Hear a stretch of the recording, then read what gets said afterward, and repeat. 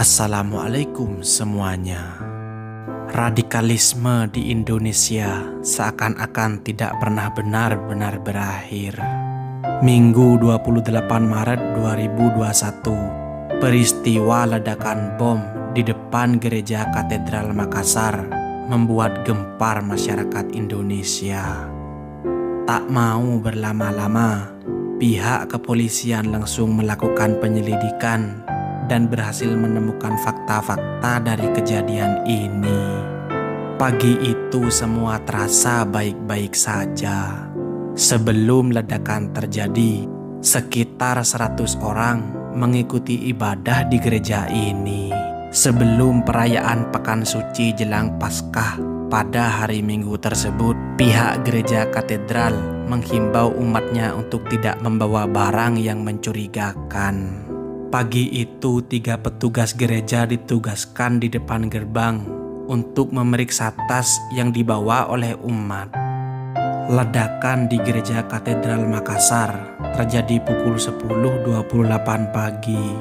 Pastor Wilhelmus Tulak menuturkan ledakan terjadi sesaat setelah ibadah misa kedua digelar. Pastor Wilhelmus menyebutkan, awalnya 2 orang pelaku pengeboman datang mendekat ke pintu masuk gereja dengan menaiki sepeda motor. Namun, petugas keamanan gereja mencurigai gerak-gerik pelaku tersebut dan petugas keamanan gereja itu pun berhasil mencegahnya masuk. Tapi, sudah diamati petugas keamanan kami dan dia menahan di pintu gerbang. Dan disitulah terjadi ledakan, papar Wilhelmus. Ledakan cukup besar pun terekam kamera CCTV yang ada di sekitar lokasi.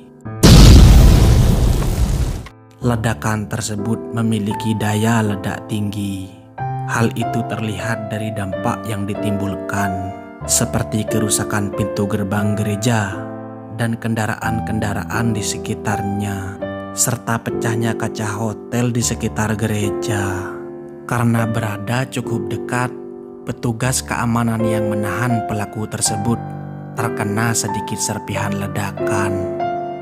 Akibat kejadian itu, 2 orang yang diduga pelaku dilaporkan tewas, serta 20 orang terdiri dari warga, petugas keamanan gereja, dan jemaat mengalami luka akibat ledakan. Setelah pihak polisi melakukan identifikasi, diketahui bahwa pelaku merupakan teroris jaringan Jamaah Ansarud Daulah atau JAD.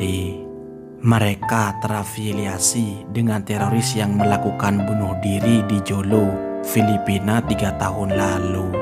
Kedua pelaku bom bunuh diri tersebut ditengarai sebagai pasangan suami istri yang baru beberapa bulan menikah. Sang suami tersebut ternyata telah menulis surat wasiat kepada orang tuanya yang isinya mengatakan bahwa yang bersangkutan berpamitan dan siap untuk mati syahid.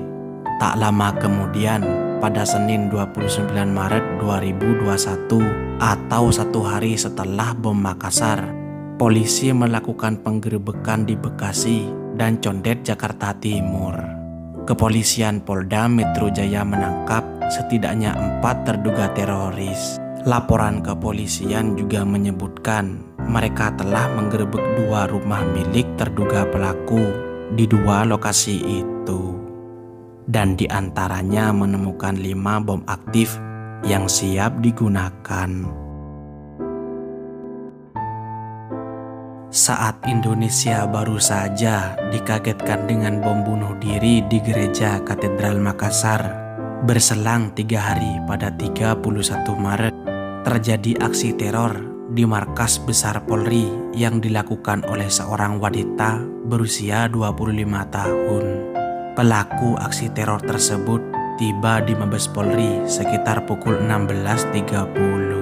Pelaku masuk melalui pintu belakang Mabes Polri yang berseberangan dengan kantor Kementerian Umum dan Perumahan Rakyat. Wanita itu kemudian menanyakan di mana lokasi pos pelayanan. Petugas polisi yang bertugas pun mengarahkan wanita tersebut ke lokasi yang dimaksud.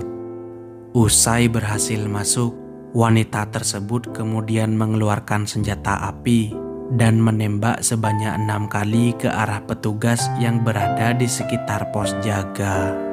Lalu petugas polisi dengan sigap menembak mati pelaku. Pelaku penyerangan langsung meninggal dunia usai terkena tembakan yang mengenai jantungnya. Setelah hasil olah tempat kejadian perkara, polisi memastikan bahwa pelaku penyerangan berinisial ZA dan ia tinggal di daerah Ciracas, Jakarta Timur. Berdasarkan hasil profiling oleh polisi, diketahui bahwa pelaku tersebut berideologi ISIS. Pelaku merupakan mantan mahasiswa dan drop out saat semester 5. Selain itu, polisi juga menemukan surat wasiat kepada keluarganya yang isinya bahwa dia akan pamit.